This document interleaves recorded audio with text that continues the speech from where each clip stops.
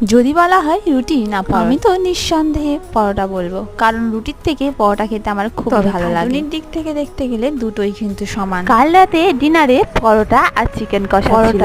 এটা আমি নিজের হাতে ফার্স্ট টাইম বানিয়েছিলাম। দেখে তো মনে হয় দড়ি পরোটা, কিন্তু এর নাম হচ্ছে লাচ্ছা পরোটা। প্রথমে তেল নুন জল দিয়ে ময়দাটাকে মেখে নিতে হবে, তারপর রুটির মতো করে লেচিটা বেশ বড় আকারে বেলে নিয়ে এই রকম ভাবে লম্বা লম্বা করে ছুরি দিয়ে কেটে নিয়ে তার উপরে তেল ব্রাশ করে ময়দা ছড়িয়ে একে একে সবগুলো এইভাবে করে নিয়ে কিছুক্ষণের জন্য রেখে দিলাম। তারপর এগুলোকে আবার গোল করে বেলে নিয়ে পরোটার মতো তেল দিয়ে এপিট ওপিট ভাজলেই তৈরি লাচ্ছা পরোটা। পরোটা আর চিকেন তো এমনিতেই ভালো লাগে, আর যদি হয় চিকেনের সাথে এই লাচ্ছা পরোটা তাহলে তার কোনো কথাই নেই। ভিডিওটি কেমন লাগলো কমেন্টে জানিও। ভালো লাগলে প্লিজ চ্যানেলটি সাবস্ক্রাইব করো, আর হ্যাঁ, বাড়িতে কিন্তু অবশ্যই করে ট্রাই করো। সব বন্ধুরা ভালো থেকো, সুস্থ থেকো।